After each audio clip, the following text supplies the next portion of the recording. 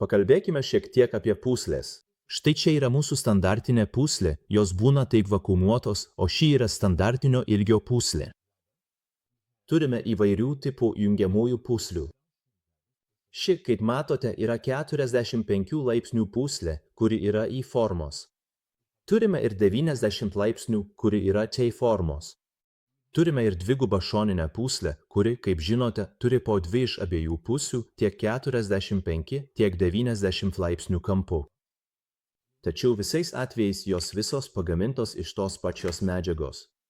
Kaip matote čia, tai yra silikoninė medžiaga, kurią naudojame, ir jei įsižiūrėsite, pastebėsite, kad jos viduje yra tinklelis.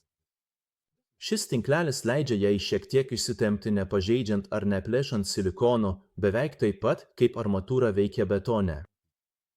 Kalbant apie jų sandarinimą, čia viduje galite matyti, kad jos suklijuotos silikonu, o išorėje dar kartą suklijuotos specialia juosta.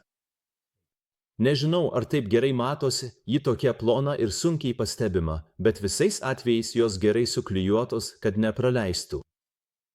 Čia galite matyti, kadangi ji permatoma, tai būtų puiku UV kietinimui.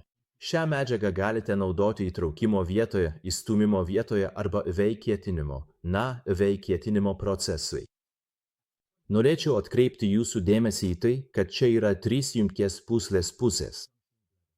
2 šių pusių, akivaizdu, yra prijungtos prie jūsų pakerio pagrindo, o trečioji turi šį galinį dangtelį čia, kuris vadinamas plokščiu galiniu dangteliu.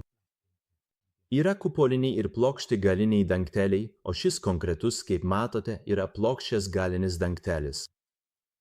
Taigi 2 pusės yra atviros, kurios prijungiamos prie pakerio pagrindo, o tarp jų įdedate strypą, kad galėtumėte lengvai įstumti į vietą ir tada pasukti, kad užfiksuotumėte, o trečioji dalis tiesiog pati prisipučia. Ačiū už jūsų klausimą. Geros dienos.